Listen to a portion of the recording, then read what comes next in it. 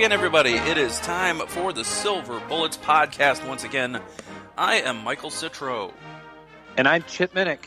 Chip, we are here to discuss Ohio State football as we are every week. But how you doing?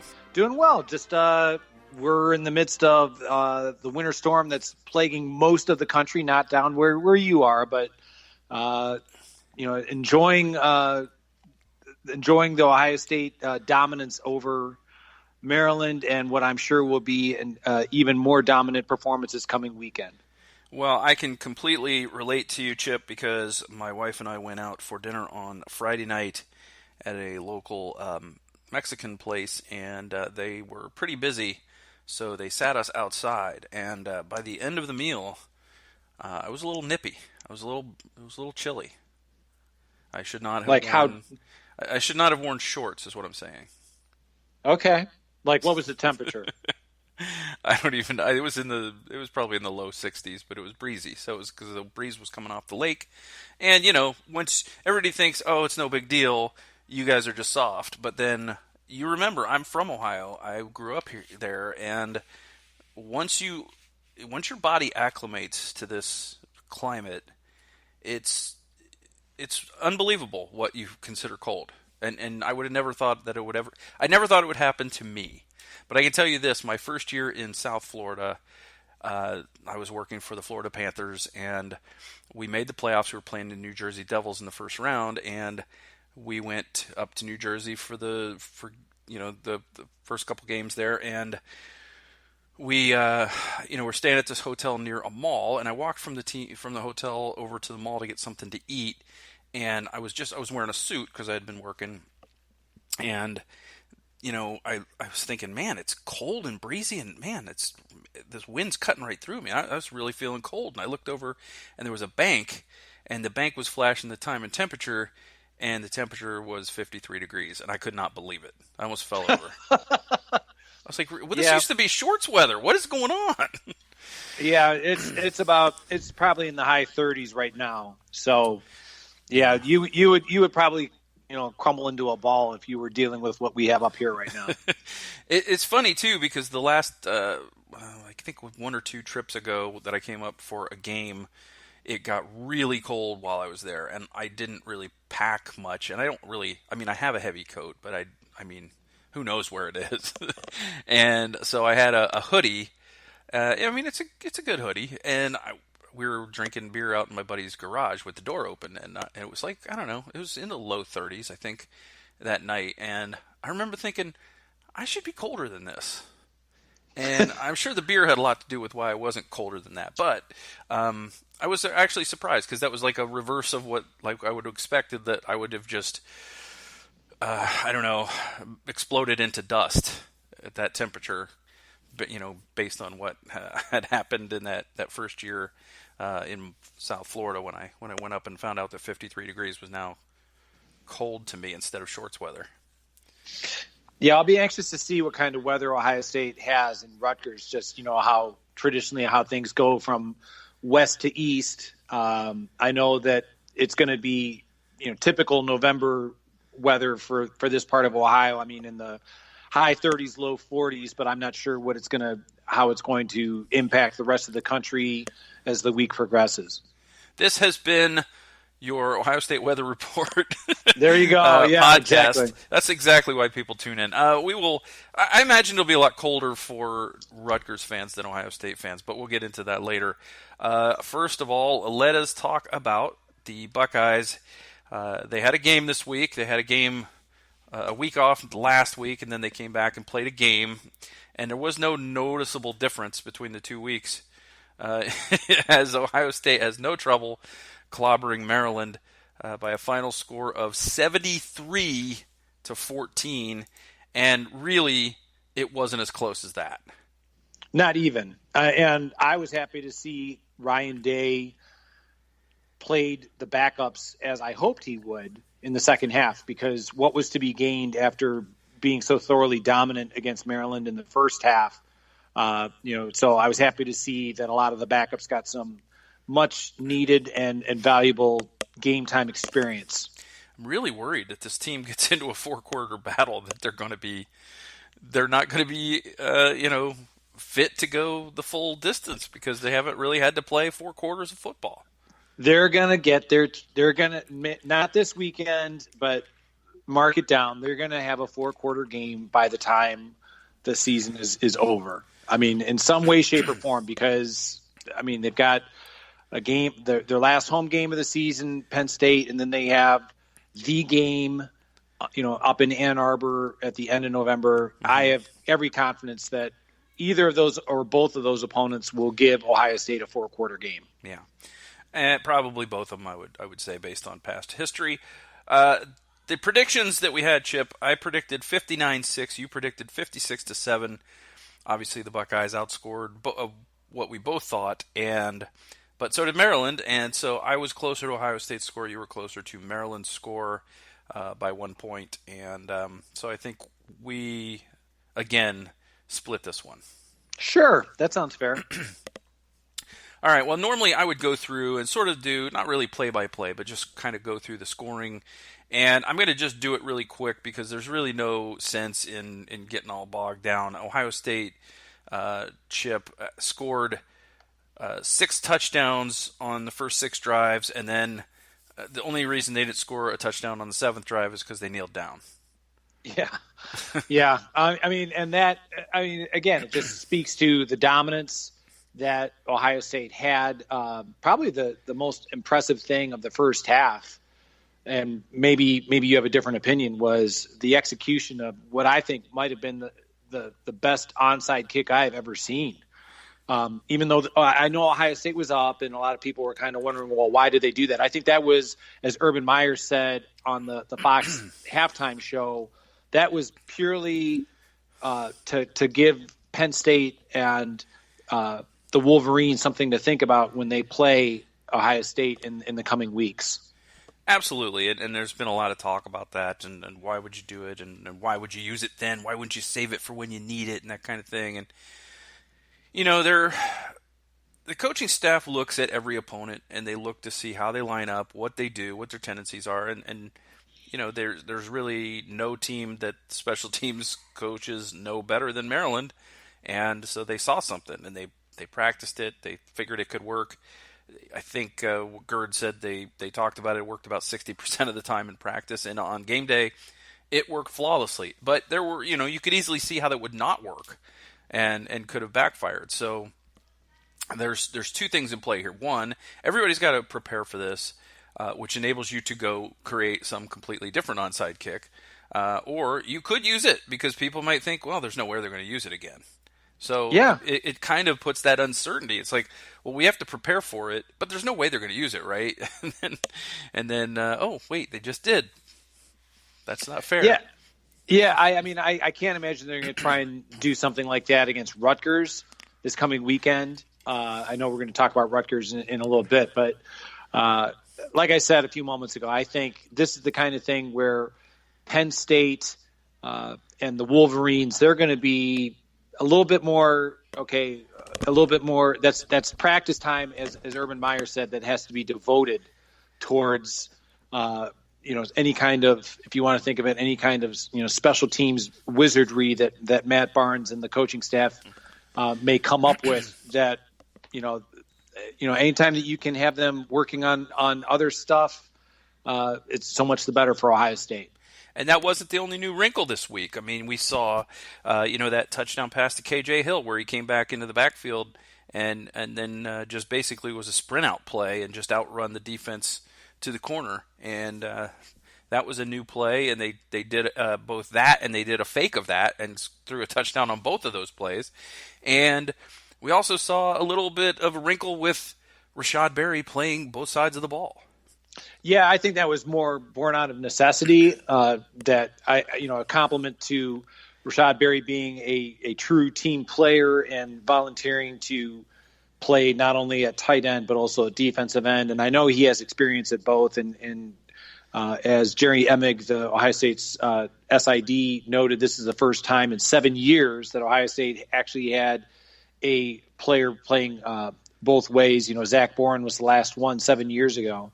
But, yeah, I think Rashad Berry stepping up to help with the depth due to the absence of Chase Young, and we'll talk about that.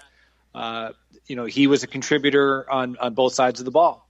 Yeah, and not just filling out numbers and providing depth, but I mean he came in the first rushman situation. So I mean he was an integral part of what they did to game plan for the game, and it was interesting because he had tweeted out that morning, Saturday morning. Rashad Berry had tweeted out, history will be made today, and I kind of half jokingly, I immediately thought maybe he's playing defense, but I was about half joking when I retweeted it and said, Berry to defensive end confirmed, and there it was. So it was interesting not only to see it, but to see it in the very first instance of the rushman. Yeah, it certainly made sense when you think about it. You're talking about a guy, even though he has been playing at tight end, that he did have the experience at defensive end, and the fact that Ohio State, they do have a tremendous amount of depth along the defensive line. This really helped them out because I think it gave them a little bit more flexibility with moving personnel around, and they probably didn't overcomplicate Rashad Berry's responsibilities, considering the fact that he hadn't played defensive end for the last few years. They probably simplified his responsibilities for him, but just go get the quarterback, Rashad. That's it. Let's go get him. Oh yeah, why not? Why not? And I think as I said, I think it's a compliment to him that he was willing to do it, and that he certainly was a valuable contributor on Saturday against Maryland. So the starters in half a game, Chip, won the game 42-0, and it could have been worse. Let's just run down it really quickly. Benjamin Victor, 12-yard pass from Justin Fields. Justin Fields, 4-yard run. KJ Hill, 4-yard pass from Fields. Chris Olave, 2-yard pass from Fields. J.K. Dobbins, 7-yard run. J.K. Dobbins, 20-yard run. And that was the first half scoring. We're talking about scoring drives: 6 plays, 47 yards, 11 plays, 71, 8 plays, 57 yards, 11 plays, 76 yards, 9 plays, 86 yards, 3 plays, 54 yards. Some of those drives were longer than they needed to be because of the fact that Ohio State committed a lot of penalties in this game. Yeah, we'll talk more about the penalties as it related to the second half, because it seemed as though that was where the penalties came at an alarming rate. But this is the kind of game where I think just kind of Ohio State, they certainly had the superior talent as evidenced by the final score. Mm-hmm. And kind of, I guess, if you're Ryan Day and the coaching staff, you can look at this as, okay, these are teachable moments to try and make sure that everyone is properly focused and not becoming complacent. Yeah, I mean, this is it's always good to dominate an opponent and still have plenty of things you can yell about, I always say. So the Maryland Terrapins in the first quarter had 1 first down to Ohio State's 10, and the rushing yards were 72-1. Yeah, correct me if I'm wrong, but in the first half, Maryland also sustained a number of sacks, and you and I have talked about how sacks impact the rushing total. Yeah. So fairly or unfairly, that is kind of when you look at the statistical results. But let's be honest. I mean, I think Maryland. I think they came into this knowing that Ohio State was the superior team, and psychologically, I think they were defeated before they even kicked off. Personally, it was funny to me. I don't know if you noticed this as the game was on, but the announcing crew for the game, Gus and Joel, they almost seemed like as the game wore on to get madder and madder at Maryland. like they didn't even show up. They didn't even bother this game. And I think that by that point, I mean, there's nothing they could have done. At that point, once the first tsunami hits you, you might not have the will to run from the second one. Yeah, that's a really good point. I mean, because let's face it, last season, when Ohio State, when they escaped in Maryland, I mean, you would have thought that these guys would have wanted they would have come out and played with some kind of sense of pride.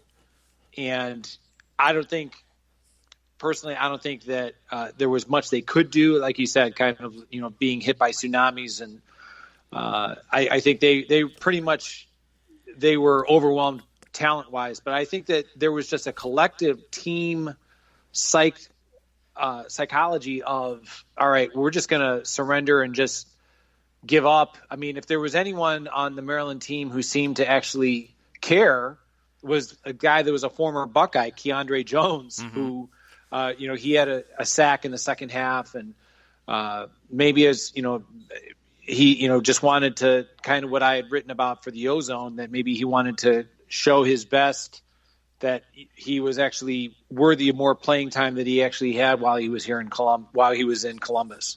Sure, you always want to show what you can do. I thought that was we talked about it last week. We knew we were going to see a lot of tackle. He's one of their leading tacklers. He's having a good year. We knew he would be in on a lot of plays because he's talent-wise, he's doing what he should be doing on that defense, which is being one of their leaders.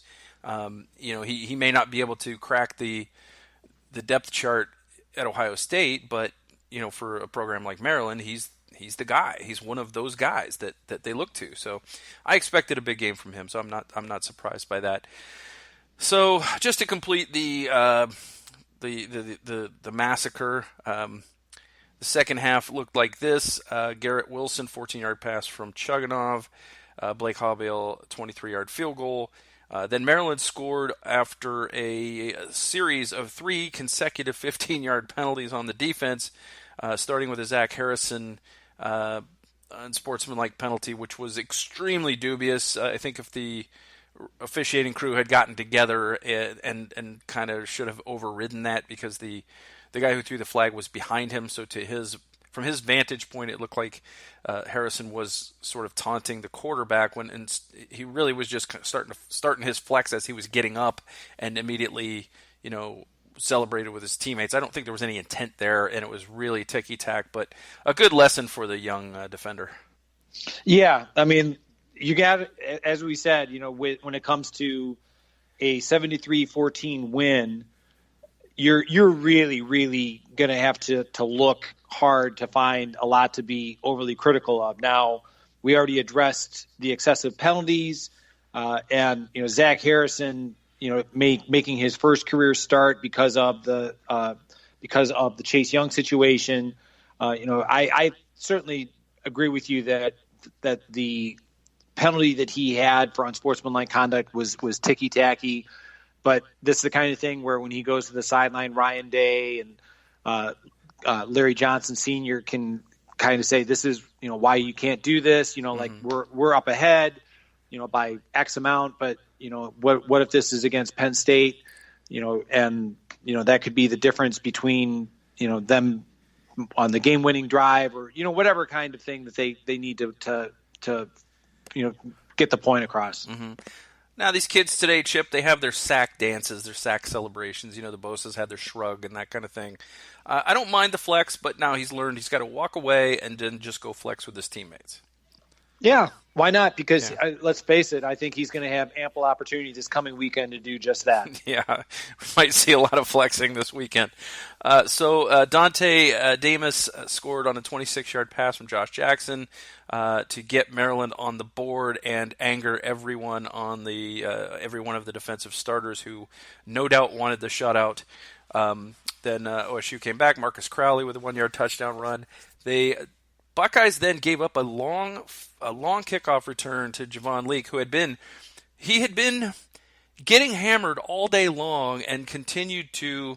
I mean, he did fair catch a couple of them, but I was shocked that he continued to try that, and he just kept getting his team stuck behind the 25 time after time after time. He finally was able to break one, and then of course there was a pass interference call on the next play, and that set up Maryland's second score. Fleet Davis with a 12-yard run to make it 59-14. At that point, it was almost like, oh man, are they gonna cover? That was the big question mark. But then Demario McCall with a 5-yard run and a 20-yard run, and you talked about the score and the lopsidedness of it and the sort of knowing your place kind of thing of it all, and what really bothered me in this game, I didn't write about this. I should have added this to my grumpy old Buckeye. I definitely should have added this, but DeMario McCall signaling first downs when his team was up by an insane amount of points. Just come on. That's a little excessive at that point. I'm not disagreeing with you. And again, that's a teachable moment for the coaches. You want people to have you want people to play with class and win with class, and that's something that you show and you say, we don't do that. There's no need. I mean, they were already beat. There's no need. I understand that you're excited because you're finally getting a chance to play some meaningful moments beyond just special teams, but we don't do that. And so that's hopefully the coaching staff behind closed doors is having those kind of conversations with DeMario McCall, because this was probably the best game he's had as an Ohio State Buckeye. I realized it was in a lopsided game, but for somebody who was so highly touted coming out of high school, to say that his career has panned out the way that he probably anticipated, I think he would admit, okay, it really hasn't been turning out the way he thought. Well, you want to play more than play with a little bit more class and humility.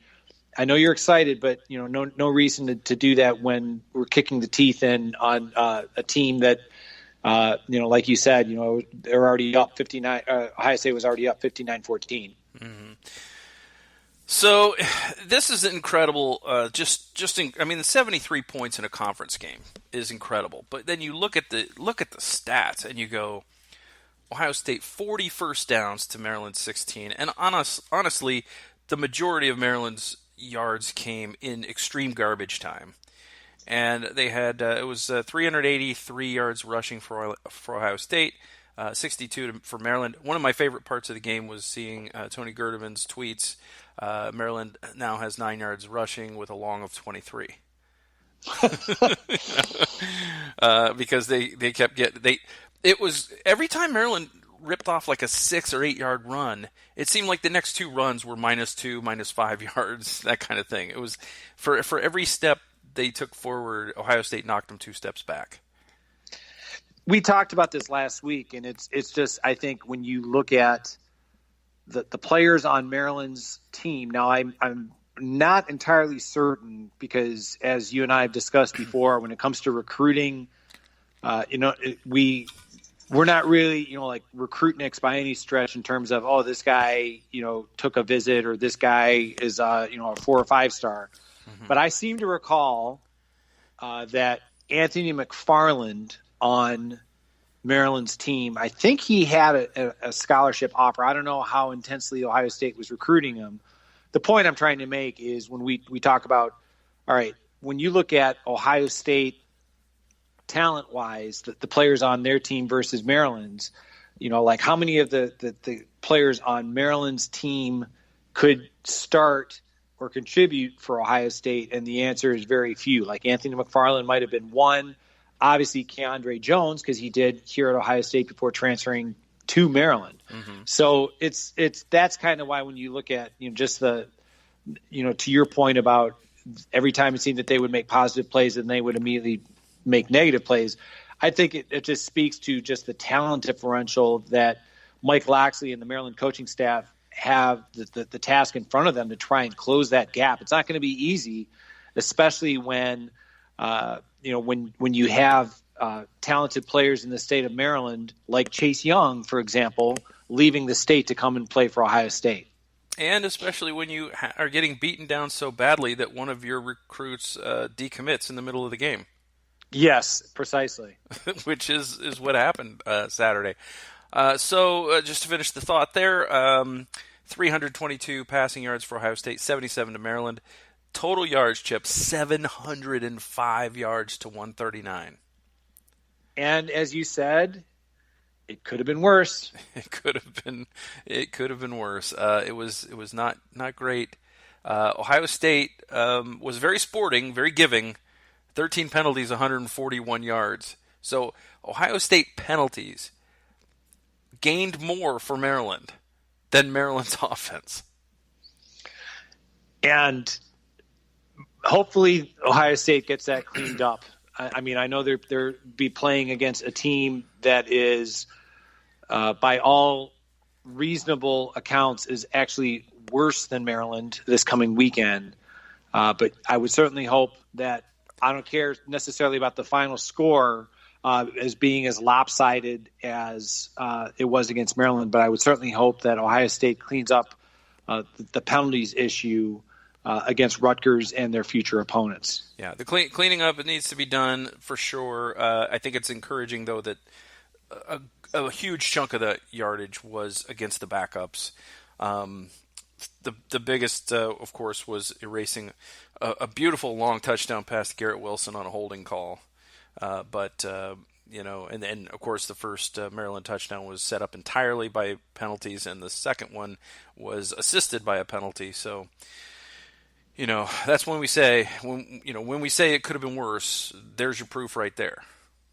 Yeah, I mean, the biggest thing that I was concerned about, besides the penalties, and I'm not sure if you've seen anything on Twitter. I saw something from Marcus Crowley. If there was another concern that I had, was just Marcus Crowley in his limited playing time. When he came in, he was looking very, very impressive. He had 8 carries for 82 yards. He had the touchdown you mentioned. He was, so you're talking over 10 yards a carry. It looked like he sustained an injury. I saw that you had tweeted out, please be okay. Be okay. Yeah. And I thought I saw something from Marcus Crowley on Twitter, that not necessarily that night or anything, but that he tweeted out that he was okay. And I haven't seen or read anything about his availability for this coming weekend. But that would be certainly, behind the penalties issue, is that I certainly hope that Marcus Crowley is well enough to play.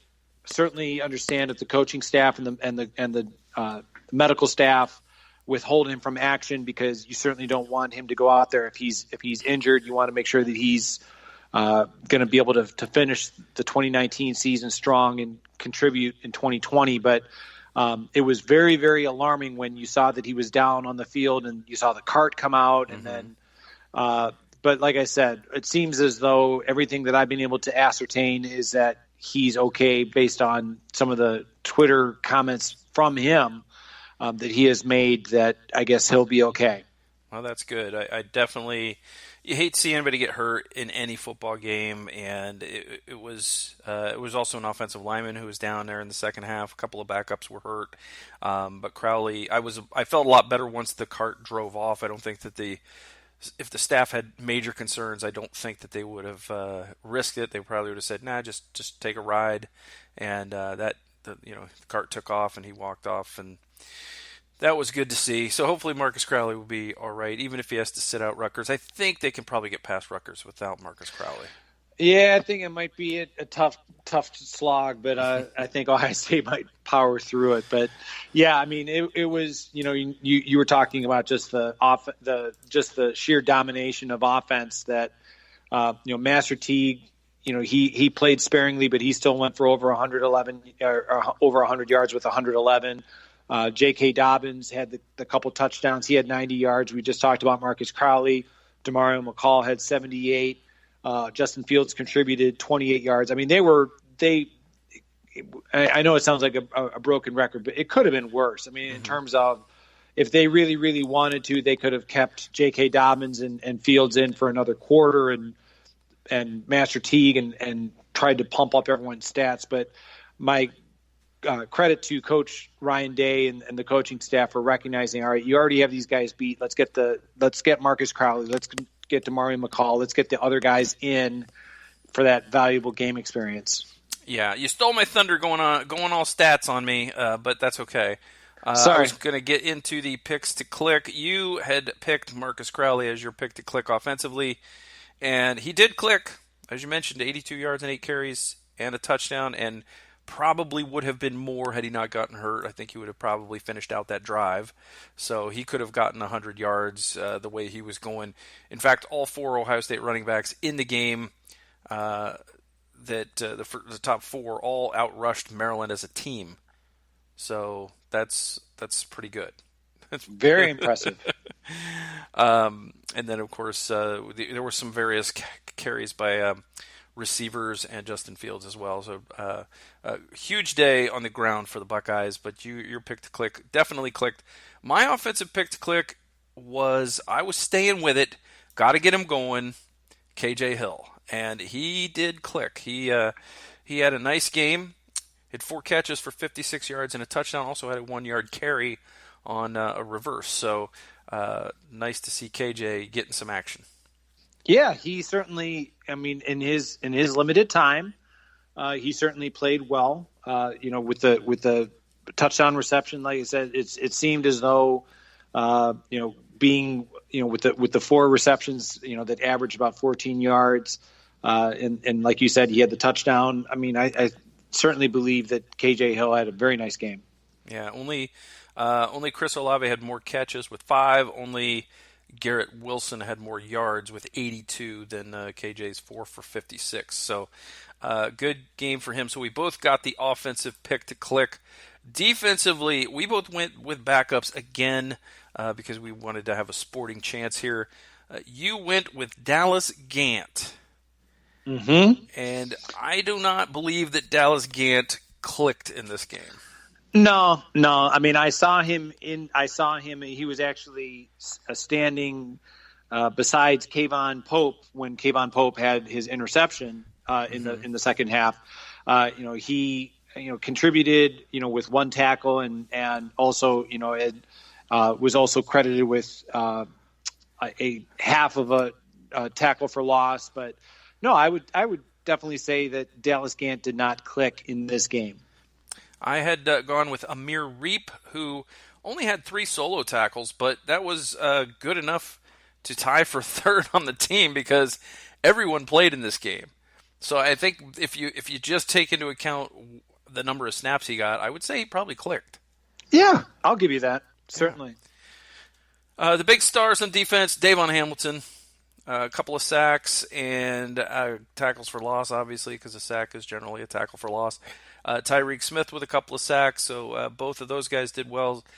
Zach Harrison had a sack. I mean, there were sacks. I mean, there were 2, 4, 6, 8, 7 sacks in the game for 50 yards.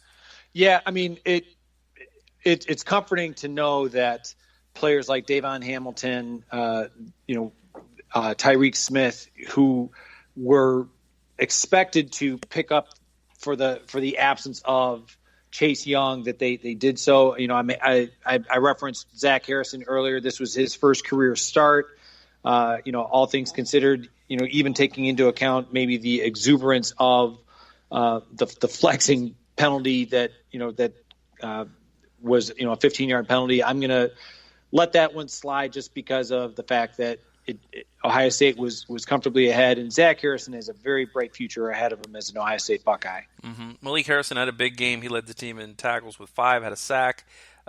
He had 2 pass breakups. Both of them were really nice. He was deep, but he wasn't necessarily man-to-man, but he was able to break up a pass that was intended for someone behind him both times. Although I really wonder what would have happened if the second one had gone through, because that looked like a potential pick 6 had it gone through. It looked like, I believe it was Sevin Banks behind him that might have had a play on the ball for a pick 6. Yeah, I mean, that, as you said, in terms of breaking up passes, the one where they kind of highlighted the fact that it was almost at the height of the pass trajectory that Malik Harrison deflected.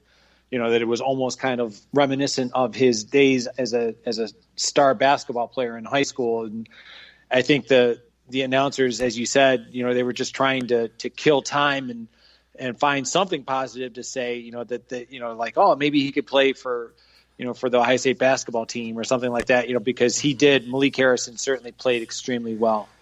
Well, as you know, they were reading my tweets in game because I said that Malik Harrison should report to Chris Holtmann after the season. Certainly. So good game for the defense. Jerron Cage had a fumble recovery in this game, Chip. What is the percentage of Ohio State fans that you believe know that Jerron Cage is on the Ohio State football team? Very, very small percentage. He's one of those guys that, and credit to Jerron Cage for not only making the recovery, but being in the right place at the right time. But he's one of these guys that let's face it, he's somewhat buried on the depth chart because of just the sheer amount of talent that Ohio State has been and will continue to accumulate along the defensive line. So that's the kind of thing that any player, just citing Jerron Cage as the example that we're talking about, that when the opportunity presents itself, that you have to take it, and in his case, I don't want to say run with it, but fall on it. The fumble recovery, because that's how he's going to gain more playing time. Yeah. To make big plays when they present themselves, that's how you get more playing time. So I would not be surprised to see more of Jerron Cage this coming weekend. Yeah. One thing we know, Chip, is that Ryan Day does not track the stats during the game because did not let J.K. Dobbins go over 100 yards on Saturday. He's stuck on 90. Yeah, but let's face it. I think, all right, you're already up 42-0. How, in his mind, the game's already won. Let me see what my other ball carriers can do. So yeah, you're right. He probably is not fixated on the stats. Maybe as the season progresses and the opportunity for J.K. Dobbins to continue to climb in the Ohio State record books, maybe somebody will bring that to Coach Day's attention. Yeah. Justin Fields went 16 of 25, no interceptions, 3 touchdowns, was not sacked. I thought he was a little off on Saturday, but not really off enough to make too much of a difference. I think there were a couple of passes that he threw that were he just led guys a little too much so that they couldn't stay in bounds. But I thought overall another excellent day for Fields. When you're criticizing a guy who went 16 of 25 for 200 yards, 3 touchdowns, no interceptions, you don't have a leg to stand on, really.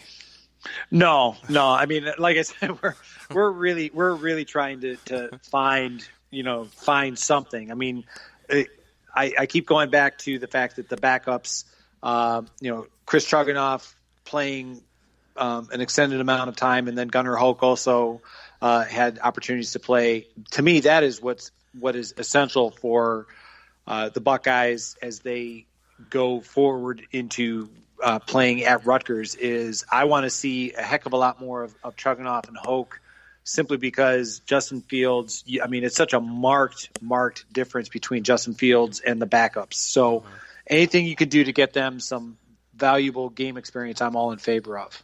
Chugs went 8 of 11 for 103 yards and a touchdown. He did have a fumble in the red zone when he was sacked by his former teammate.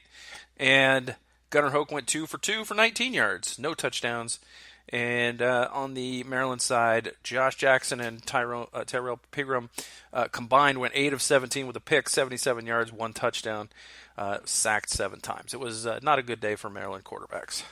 No, and I think that was part of the reason why Lance Legendre was not that okay. Like if you really wanted a baptism by fire, that could have been it. I give credit to Mike Loxley for recognizing, okay, this would not have gone well for him. So no disrespect to Pigram and Jackson, but being more veteran players, I think psychologically, they handled that beating, and that's what it was, a beating. I think they handled it as well as they possibly could.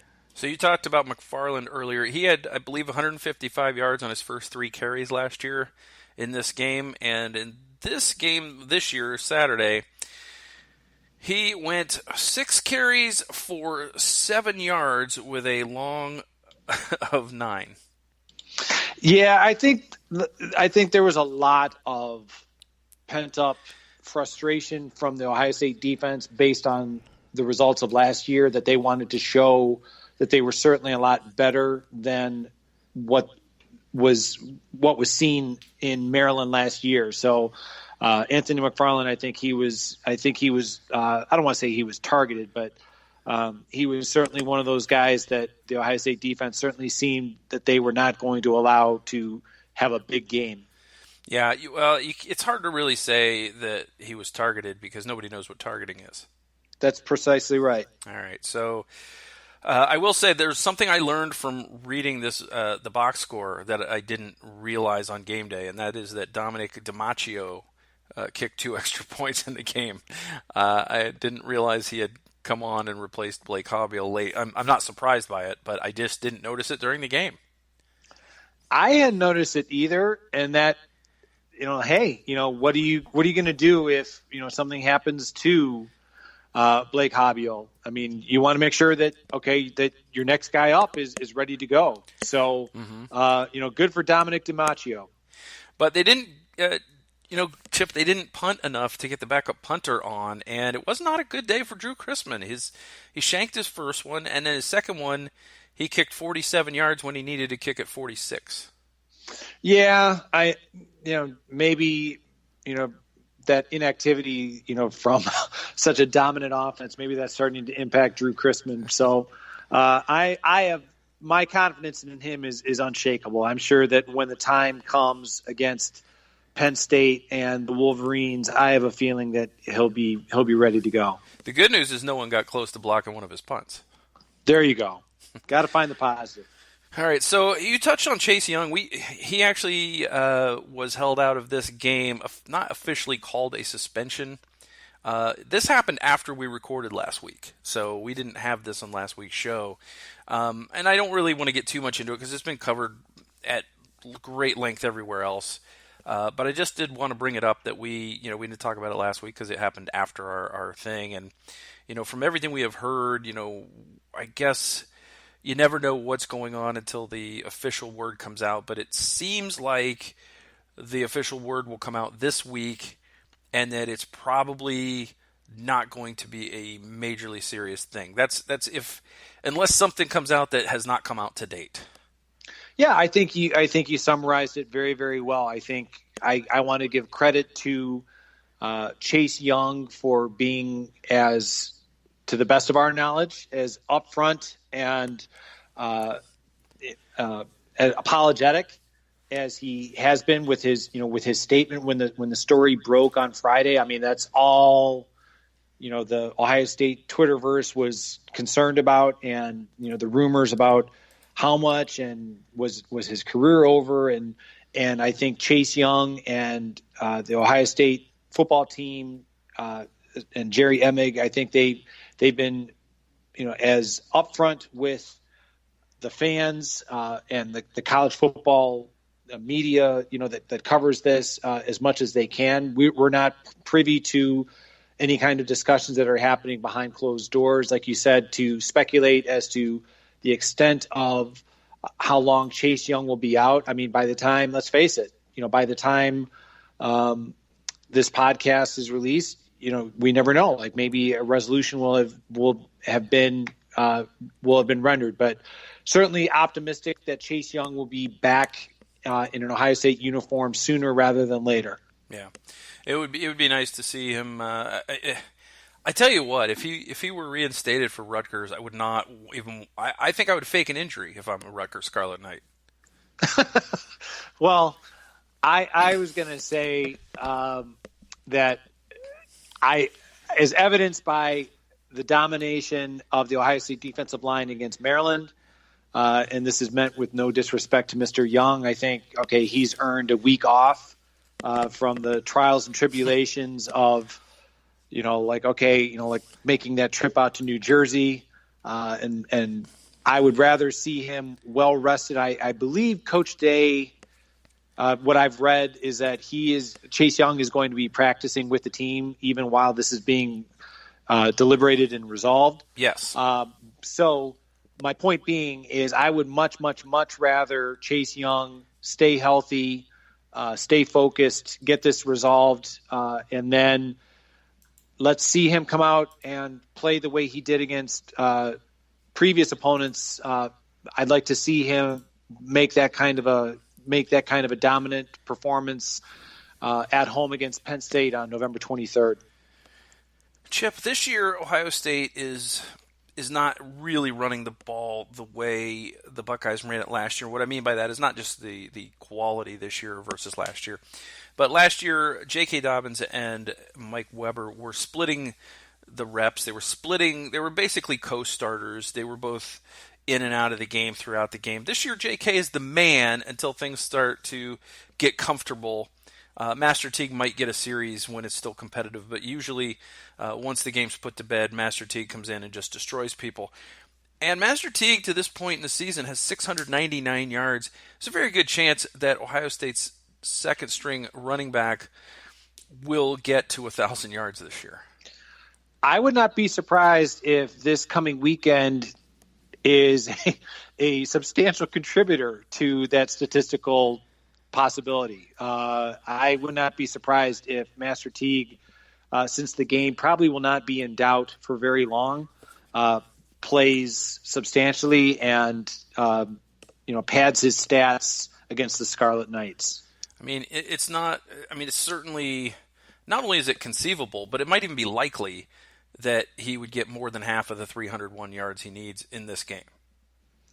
I could see that very, very much. Just simply because when it comes to Master Teague, we as you said, he has shown a talent that you could make the argument that, like you said, that he's certainly capable of gaining that 1,000 yards. Like he's certainly in the discussion for being one of the better backs in the Big Ten. He just doesn't get nearly the kind of workload due to J.K. Dobbins having such a strong year. So I think Ryan Day will probably want to give him ample carries, and I have a feeling that the Scarlet Knights they're gonna do their best. But I think I would not be surprised if Master Teague has one of his very possible long runs like that we've seen, for example, against Northwestern earlier this season. Teague and Dobbins have rushed for more yards than the entirety of the Scarlet Knights this year. That is not a surprise. Yeah. It would be really cool to see that happen for Master Teague, because it's one thing when it's Weber and Dobbins and they're splitting carries and they both go over 1,000 yards, and it's another entirely when you have a focal point of your running game and one main sort of bell cow running back and then a clear cut number two guy, and then when the clear cut number two guy gets 1,000 yards, that's an impressive running game. Oh, absolutely. I mean, let's face it. The J.K. Dobbins was very disappointed in his performance last year, and as he has shown so far this year, he's been exemplary. I mean, in terms of his performance on the field, he's rushed for 1,200 yards with 3 regular season games to go. That's not even counting, the possibility of the Big Ten championship as well as the bowl games. So he could. I mean, when you start to think about the kind of stats that he is capable of putting up, I mean. In terms of the career rushing records, I know that he's been steadily climbing up there, so he really may be able to move up there substantially. And as far as Master Teague goes, I certainly think that 1,000-yard target is well within reason, considering their upcoming opponent this weekend. As I said, the other games remaining in the regular season, as well as a possible Big Ten championship game and the bowl game situation for Ohio State. Mm-hmm. All right, Chip, let's look around the Big Ten. We have beaten Ohio State, Maryland, almost as badly as Ohio State beat Maryland into the ground. Almost. Let's start out by rowing the boat as Minnesota in the other, basically the marquee game of the weekend in the conference. Number 17 Minnesota hosting number 4 Penn State, and Penn State was a good game, went down to the wire, and the Gophers stay unbeaten with a 31-26 win over Penn State. Big day for should-have-been Buckeye Antoine Winfield Jr. And, Minnesota, which has been doing it on the ground, they did it in the air this game, Chip. They really weren't having the success that they normally have on the ground. They did run for 121 yards, but Rodney Smith only ran for 2.8 yards a carry and 51 total yards. But it was Tanner Morgan who had been, if you looked at his passing lines, and part of that's due to the fact that they could run the ball, obviously, but he was throwing, week to week, 120 yards, 130 yards, 110 yards. He goes 18 of 20 for 339 yards, 3 touchdowns, no interceptions. That's quite a day against the Penn State defense. Yeah, my compliments, my hats off to PJ Fleck. I've said it before. I really thought it was all a lot of smoke and mirrors, a lot of rah-rah. I really didn't know how much substance. Minnesota, for them to hold on against Penn State, it's a compliment to PJ Fleck and his coaching staff and the job that they have done up there in Minnesota. I also, my admiration of Jim Tressel has never wavered, and PJ Fleck describing a lot of the philosophy and style of kind of wanting to play Tressel ball. That's basically what they did. In a matter of speaking, like they were kind of, I don't want to say that they were holding on for dear life, but they were trying to, win the game, just by kind of shortening, in terms of, like with their possessions and make Penn State work the length of the field. But, talking about Minnesota, I never, ever, if you had said to me, okay, the way that Minnesota is going to win this game is behind the passing of Tanner Morgan and their receiving core, I never would have believed that. I thought that this was going to be possibly a low-scoring game, because I just thought that Minnesota was going to try and shorten the game by controlling the ball, by running it with, like you said, like Rodney Smith and their other backs. And it turned out to be, quite a game. I know that Penn State, I happen to work with some Penn State alums, and there's a lot of hurt feelings about the offensive pass interference call that negated a big play for them near the end of the game. I got to hear all about that. I'm sure I'll continue to hear about that. And then, let's face it, Sean Clifford did not, in a game where they needed him to play extremely well, his 3 interceptions that wound up being what cost Penn State. That's how Minnesota was able to hold on. When Penn State was driving, they intercepted Sean Clifford for the 3rd time in the end zone. I think what this means, and correct me if I'm wrong, is if Ohio State wins against Rutgers and Penn State, then it's going to the Big Ten championship game regardless of what happens in the game. I think you're right. I think you're absolutely right. And, because no matter what. Michigan has 2 losses already in Big Ten play. So if Ohio State just gets past 2 more teams, that would give Penn State their 2nd loss, and then it wouldn't even matter if they lost the game. Of course, we don't want that to happen, but they would go to the Big Ten championship anyway. Yeah, I think you're on to something. I don't know in terms of like within the division if that matters or not, but you're probably right. Yeah, I believe it's Big Ten record first, and then then the tiebreakers, first tiebreakers head to head, I think, and then then there's equations and mathematics and stuff involved, and I don't know, but I believe that that's correct. But you would not expect a Penn State team to lose to Minnesota, especially when they have a 100-yard rusher and 2 100-yard receivers. No, I mean that's where it goes. I mean, of one of those 100-yard receivers, KJ Hamler is arguably one of the most dangerous players in the Big Ten. I mean, he's not that big, but he's just super quick, super agile.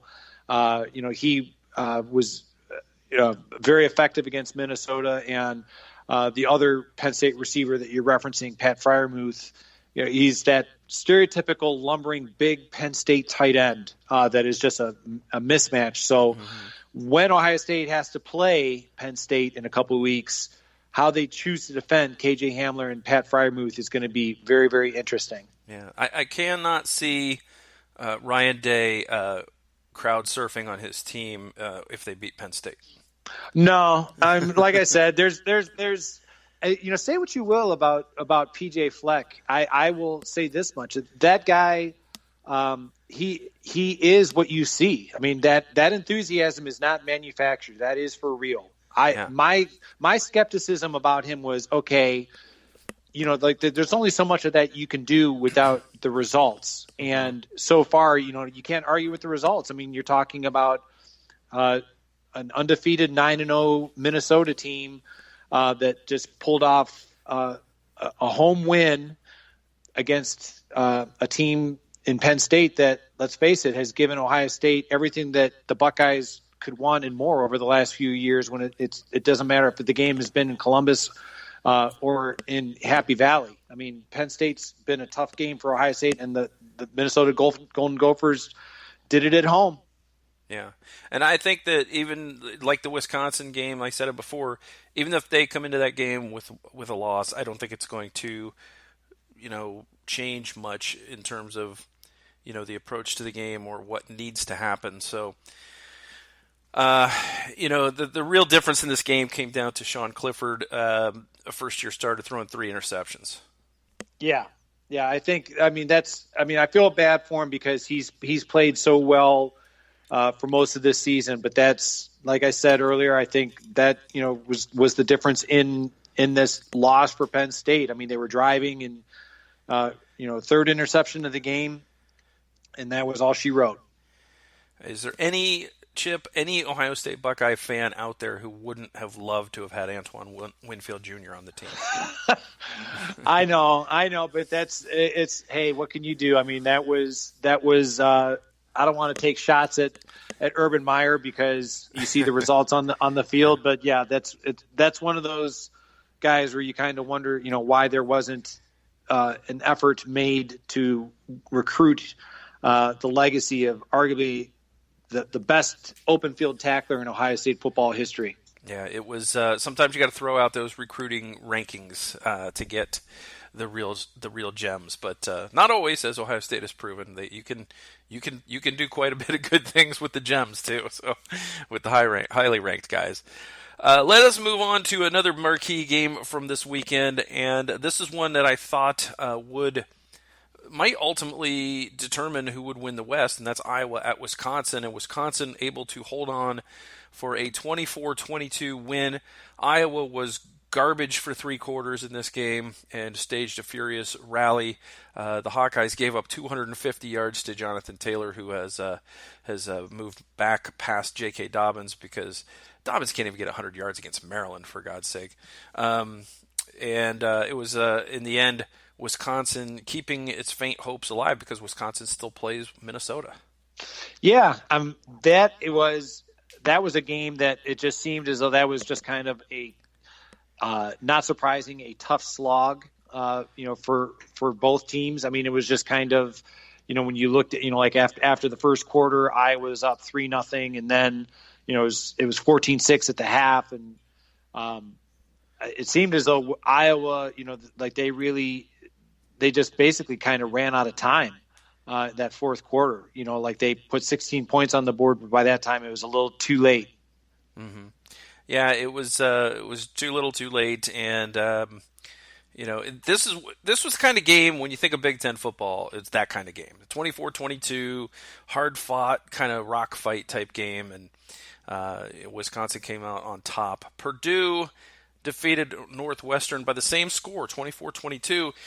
And Northwestern came out of the gate looking like a whole new Wildcat team, and they jumped out 14-0 at the end of the first quarter, and then just got pummeled the rest of the way. Got beat 24-8 the remainder of the game, and so Northwestern's woes continue. 0-7 in the Big Ten, Chip. Yeah, it's not. I think we've said it before. I think Northwestern they've got to figure out something. Regardless of the fact that, like you said, they came out looking like a completely different team in the first quarter. They've got to do something differently offensively. I know that Northwestern, rightfully so, was credited for their work with the spread offense years ago. Pat Fitzgerald needs to figure out something for 2020, or things might start to get a little dicey for him up there. Yeah. And finally, the Michigan State Spartans give up a 25-point lead and give up 27 points in the fourth quarter as Illinois once again gets a victory. The Illini, Chip, are bowl eligible. They've won, I believe, 3 games in a row now, and the Illini are going bowling, and I don't know where Mark D'Antonio is going, but he might be going somewhere after this year. Yeah. congratulations to Lovie Smith. The fact that nobody thought that Illinois was going to be a bowl team in 2019. And so the fact that they're now eligible for a bowl, sitting there at 6-4. We just talked about Northwestern. I think that's another win that Illinois can probably make. I know it's a rivalry game, but I think it's probable that Illinois is going to be, 7-5 going into bowl season. As far as Michigan State, they have the biggest game left on their schedule, and that is their interstate rivalry game against the Wolverines up in Ann Arbor. Now, stranger things have happened when it comes to these teams. I think Mark D'Antonio, even when his team has been less talented, he's been able to give the Wolverines everything that they could handle. I just don't know if psychologically, if there's anything left in the tank for the Spartans after they blew such a substantial lead against Illinois. Yeah, I don't know where Michigan State goes from here, because the big problem with the Spartans this year has been the offense, and Illinois, on defensively, Illinois was making Michigan State look like a competent offense for the first half of the game. It was 28-10 at the half. Yeah, I have to confess, I was actually more fixated on the other game on another network and in another conference, so I really wasn't focused on it. And then, when I found out that Illinois had pulled off the comeback, I mean, this is the largest comeback in Illinois school history.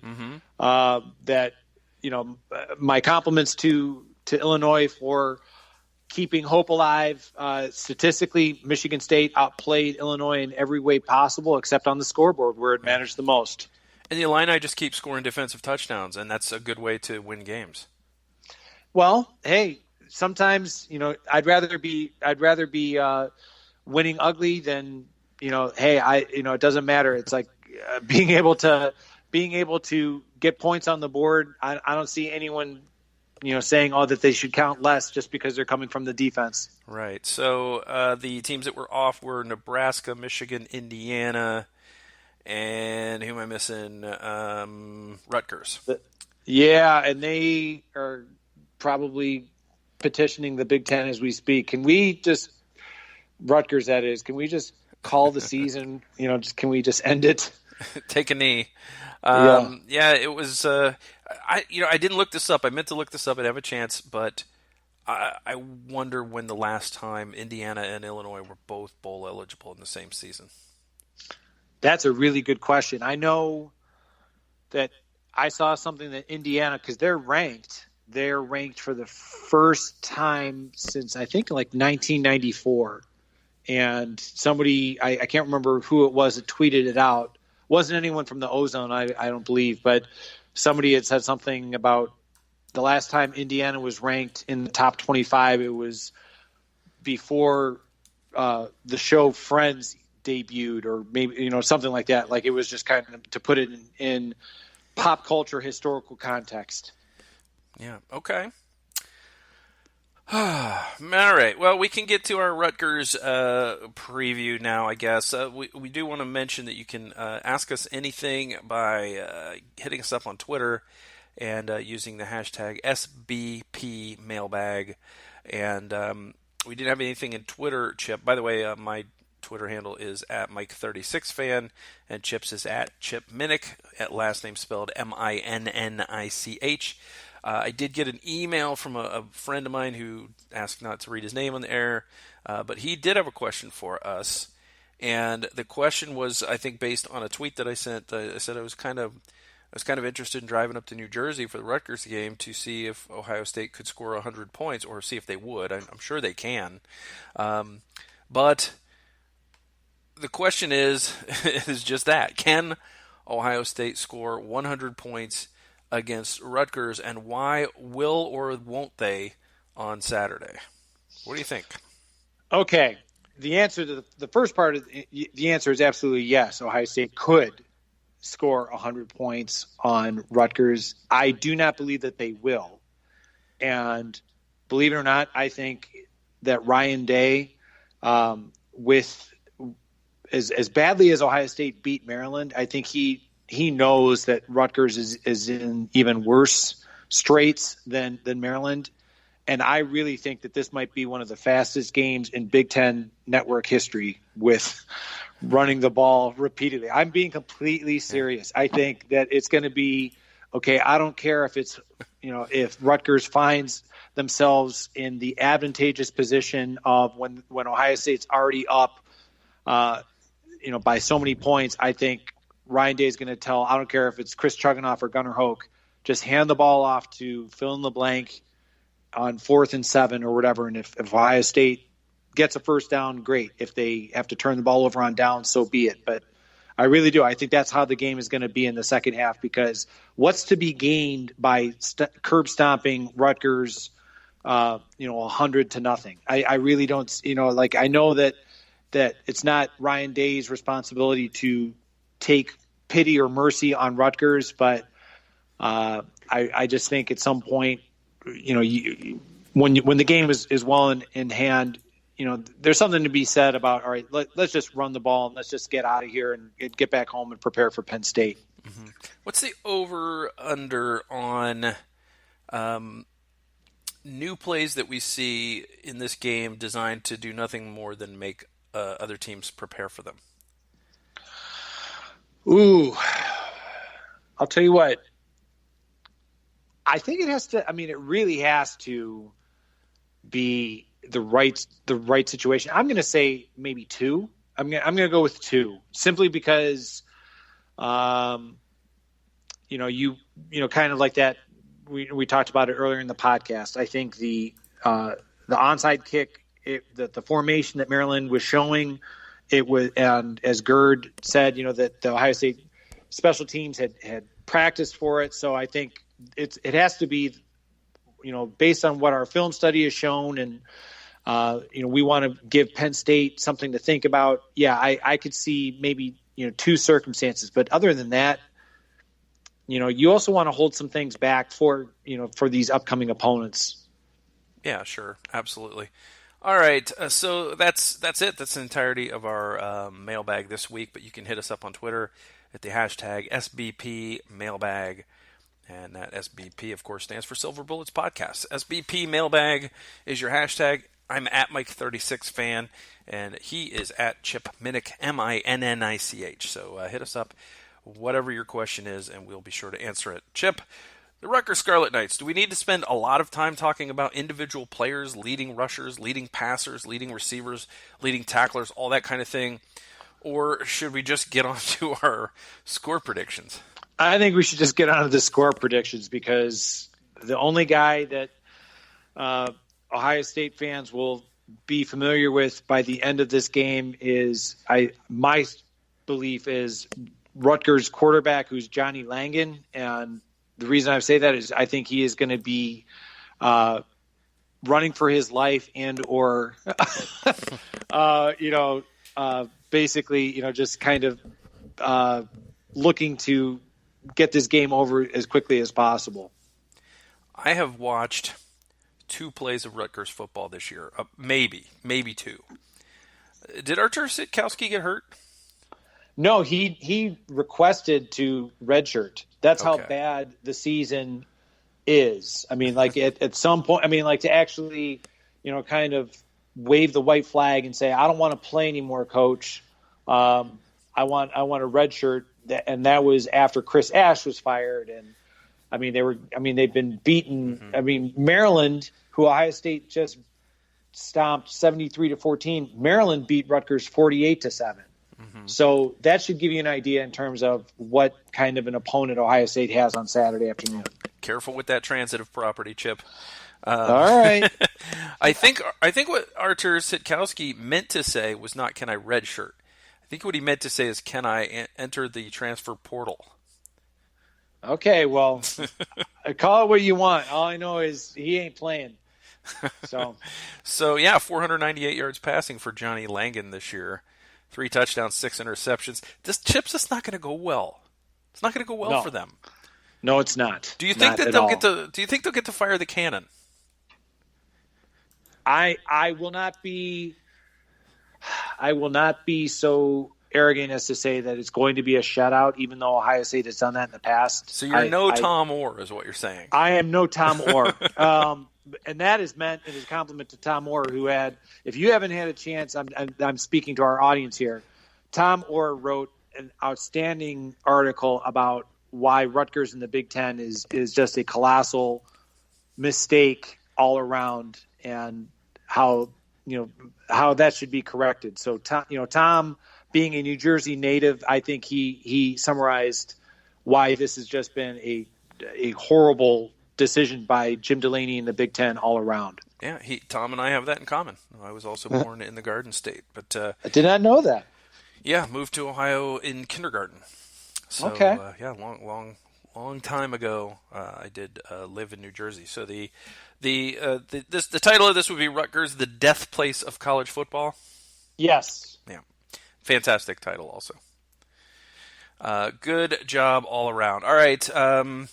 So I guess if you want to throw some people out there, Isaiah Pacheco is their leading rusher, a sophomore running back. He's run for 541 yards and 6 touchdowns. Chip, I didn't even know Rutgers had scored 6 touchdowns this year.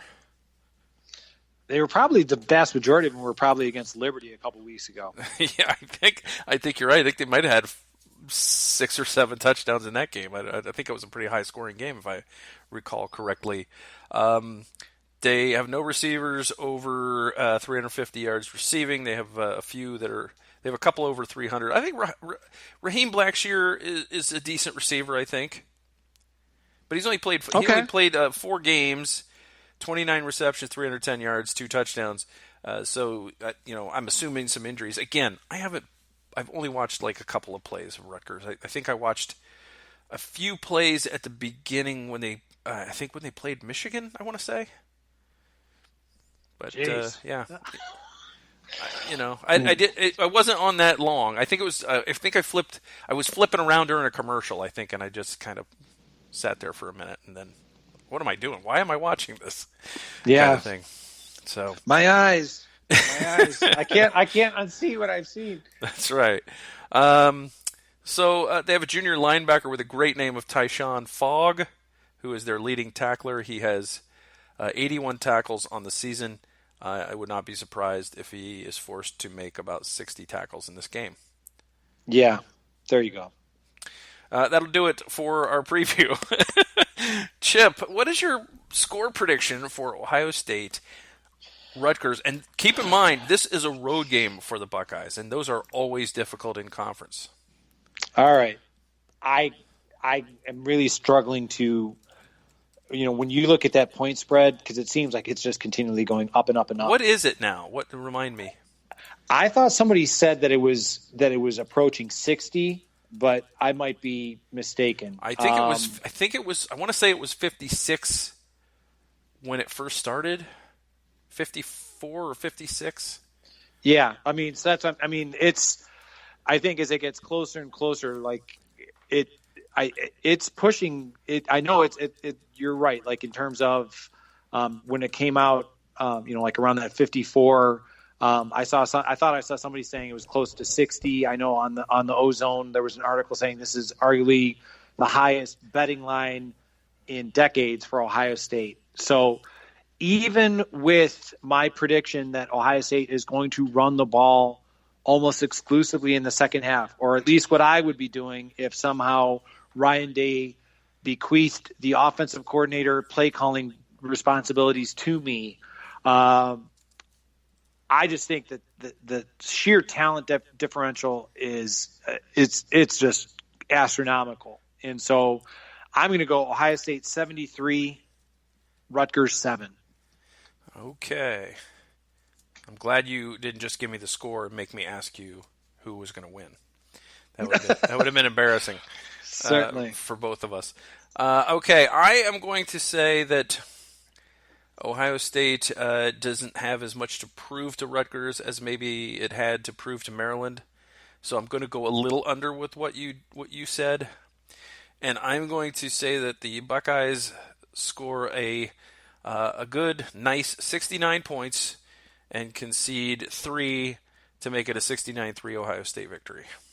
Okay.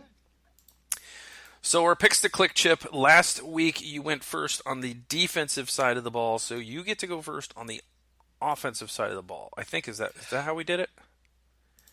Yeah, whatever you want. I Did just you know pick that Dallas Gant with your first pick? I think you did. I did. Okay, and then okay, good. So Okay, yeah, so because you took the guy I was going to take, and Right, then right. and then I would have been wrong if I would have taken him. I would have been not. He did not click. So Okay.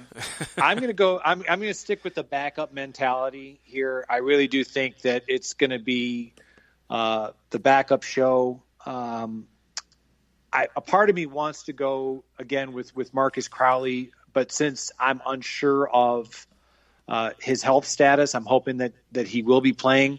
And I also believe that Ohio State, they're not going to throw the ball that much. But even with that, I'm going to go with freshman wide receiver Jamison Williams. I think he's going to make some plays that are just going to be head turners. That's why I'm going to go with him. okay, I was really scared you were taking my guy again for like right up to you said the name, because I am also going with a freshman wide receiver. I'm going with Garrett Wilson, and I think he's going to have a big day. I think they're going to play him early, and I think he's going to play substantial snaps, and I think he's going to get something like 7 catches for 90 yards and a couple touchdowns. Is what that's what my gut is telling me. My gut is sometimes an idiot though, so it could or it may or may not happen. I think this is your. First of all, I think it's a tremendous pick, but I'm gonna be so bold as to say this is the Garrett Wilson punt return touchdown game. Yeah, that could happen too. And it did not escape my notice this week, Chip, that Garrett Wilson was the starting punt returner. Yeah, they're trying to ease him in. That's why I think this is the game where he removes any and all doubt with a big game as a punt returner.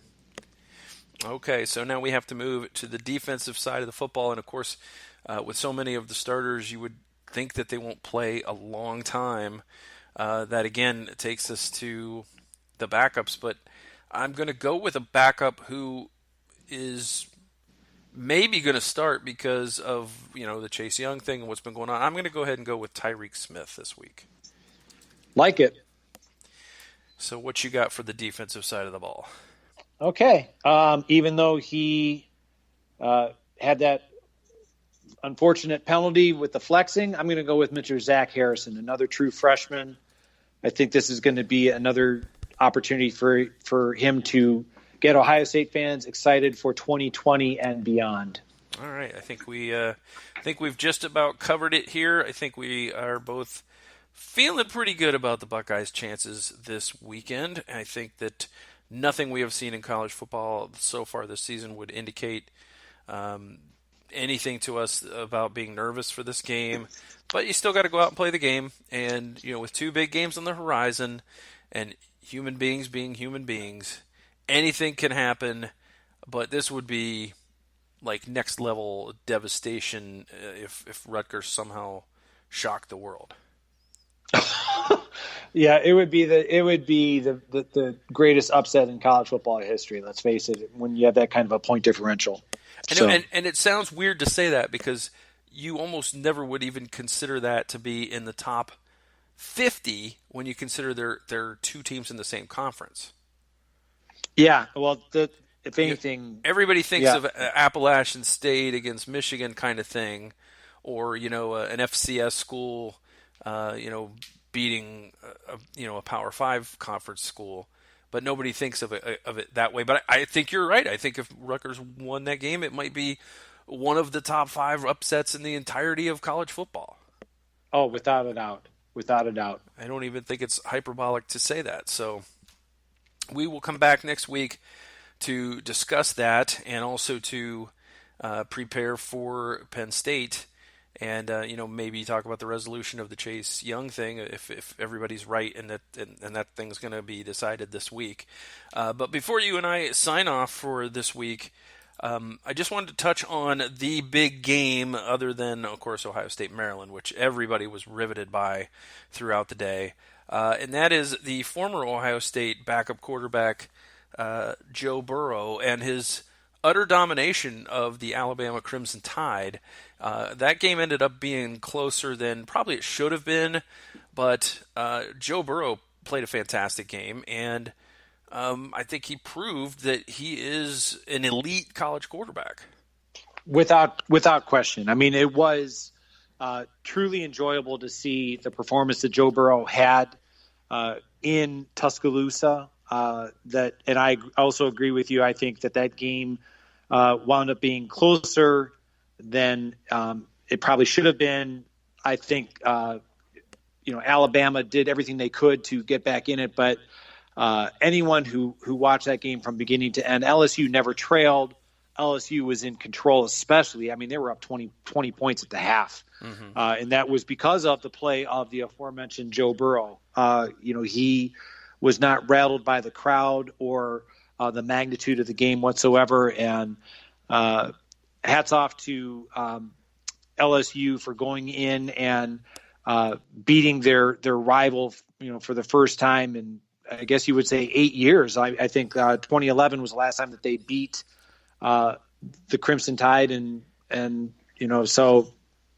think LSU, regardless of how the playoff rankings come out tomorrow night, LSU, they could be 1 or 2. I'm not sure, how it's going to shake out. But LSU certainly looks very, very deserving of the praise that they are receiving, and Joe Burrow certainly is worthy of all the discussion about a possible Heisman Trophy.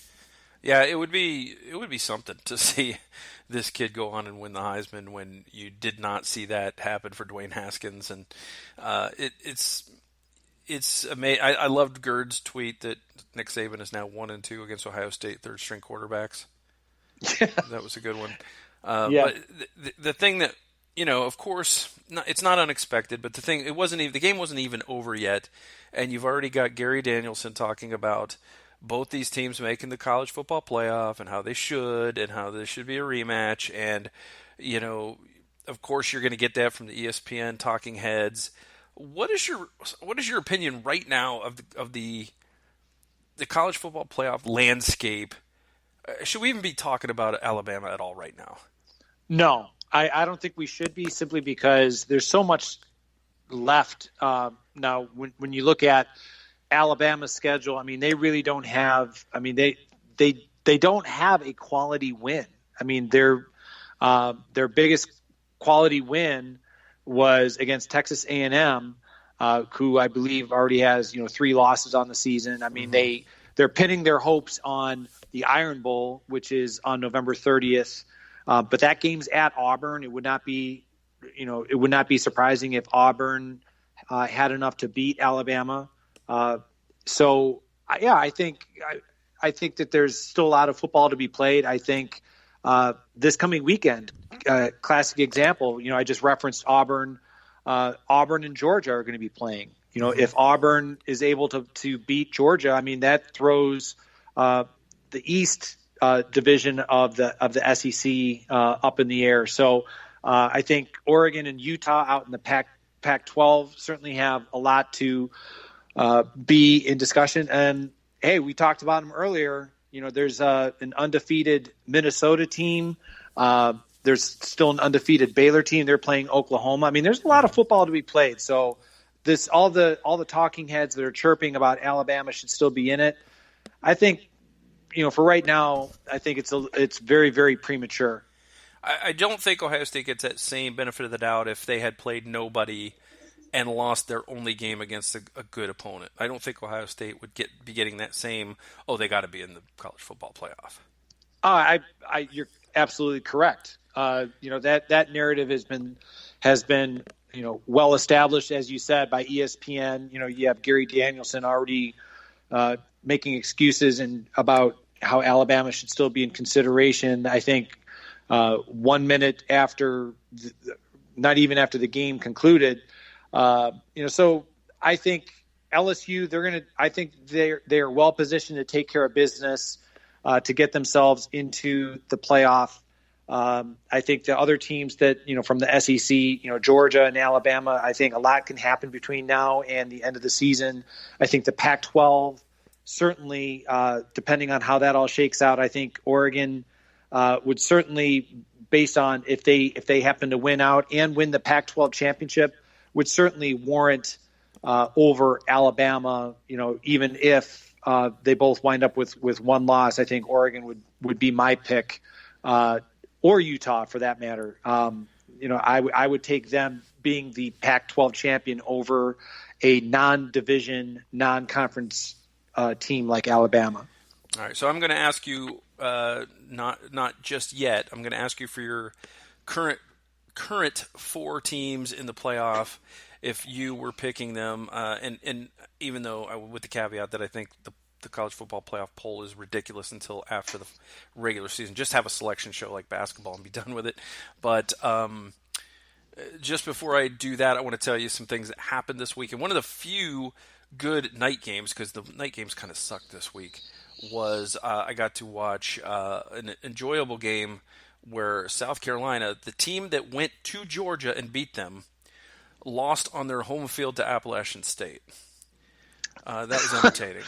So and now has a losing record. So Georgia's loss just got worse because they have now lost to a team with a losing record that lost at home to Appalachian State. So keep that in mind when you're making your picks, because a lot of people are putting Georgia in their top four, and I don't see it. I don't think Georgia is one of the four best teams in the country. Baylor got helped by a call in the TCU game that I am still not sure how that happens unless you've got a conference saying, how are we going to get in the college football playoff? Well, we're going to make sure we overturn any close calls. There was a touchdown by TCU that would have tied the game and potentially won it for TCU because you had to go for two, and Baylor had missed their 2-point conversion on the previous play in overtime, or the previous possession in overtime, where it did look like Duggan stepped out of bounds. It looked like it, but there was no concrete evidence that he absolutely did. And anybody that says they definitively could tell he was standing on the line from the angles that they gave, I just can't believe any word you say. I think it was not what they call clear and obvious, and I think, to me, that play should have stood, and TCU should have been lining up to go for two for potentially winning that game. So I think Baylor got a little bit of a break in that game. So now that I have mentioned those two results to you, I want to I'm assuming everybody across the country has Ohio State, LSU, and Clemson in some order in their top three. Who's number four? I'm going to go with, if it winds up the way that I'm anticipating, I'm going to go with Oregon. That to me, I think Oregon. We talked about a team that by and large, when their only loss was in the opening weekend of the season, and that was on the other side of the country to Auburn. And it was kind of, I don't want to say a fluke, but it was kind of like a last second loss. I would go with Oregon for number 4. Okay, if it's interesting. I'm really torn. I have not been incredibly impressed with Oregon. The games that I've seen, Oregon has been handed a lot of points for free. The USC game springs to mind, where they just kept turning the ball over left and right, and really just bad decision making, not really necessarily always forced turnovers. But that's kudos to them. They've taken care of business, other than the Auburn game, and that game could have gone either way. So I think Oregon's not a bad pick. I also think that you have to have, I think, Minnesota in the conversation now that they have a quote-unquote marquee victory, and they're undefeated in a good conference. So I think that they have to be in that discussion as well. And of course, I think Oklahoma's defense is a dumpster fire, but they probably belong in the discussion at some point. But I'm not sure who I would go with, honestly. I think that there's some really, you could say Oregon, you could say the Utes. of Utah have lost one game. Probably shouldn't have lost that game. They didn't play particularly well. I believe it was on the road. So, for me, it's either Utah, Oregon, or Minnesota. I think right now. Of course, there is still a lot of football to be played. But I think if I were to throw a vote right now for that fourth spot, it would have to be one of those three teams. I don't think it would be Alabama. I don't think it would be Georgia. But, either Oregon or Utah or Minnesota. And I'd probably just would give Minnesota the nod just because they're undefeated. The only reason I didn't have Minnesota up there is just because I think, and we talked about it, I think that the possibility of them stubbing their toe against, Iowa and Minnesota is still out there. And Wisconsin. But I'm just talking about right now today. Like you're right doing, now? Yeah, you're doing this week's rankings, this week's top four. Okay, if it's just this week, then I'll rescind my Oregon pick, and I'll go with Minnesota. I just think at the end of the season, it's going to definitely. I think Oregon or Utah will be the one standing with only one loss, and I think that's how they'll get the nod. Baylor has squeaked out some games this year, but I guess it's probably no different than what some of Jim Tressel's teams did. Yeah, that's fair. Yeah, I would agree with that. All right, Chip, we'll come back. We'll do it again next week. We'll, of course, autopsy the Rutgers game, and we will prepare for the gauntlet that is the end of the regular season for Ohio State, Penn State at home, and Michigan on the road. Are you happy or unhappy that the Rutgers game is a 3:30 game? I'm actually happy about that because my best friend from high school has a cottage out, like near Lakeside Marblehead. For those people that are familiar with that area of Lake Erie, and helping him winterize it, and that means plenty of time to get it winterized and get to the bar where we're going to be watching the game at 3:30. There you go. Yeah, that definitely is not a big noon Saturday type of game. No, your pants need to stay on. That's for sure. All right. On that note, I think that's about all we have to say. Chip, where can folks find you on the internet? They can find me on Twitter at Chipminnick. Last name is spelled Minnich. Like Michael, I'm a contributor to the Ozone on the Hazen Cannon section, and I'm also a contributor to Athlon Sports. All right, you can catch me on Twitter at Mike36Fan. I am at theozone.net. On Hazen Cannon, I'm the grumpy old Buckeye. You can read my column every week after the game, the day after the game, and I tell you all the things that angered me and irritated me during the game, even games that we win 73-14. And also, if you like other types of writing, you can catch me at michaellikestowrite.com. Please listen to all of the other fine programs on the Ozone Radio Network. Of course, the Buckeye Sloopcast is every Monday and Friday, and the Buckeye Weekly podcast is Tuesday, Thursday, and a couple of game day times. They have a pregame and a postgame, and they also do some subscriber-only Patreon stuff. So I don't know when those drop. I don't know when these guys sleep, quite honestly. Yeah, well, that's the thing. It's like, they're the ones who decided to add all these additional shows. So, yeah, that's a really good question. All right, folks, we'll be back next week. Remember to talk to your children about an undefeated Minnesota team, and we will be back. Go Bucks. Go Bucks.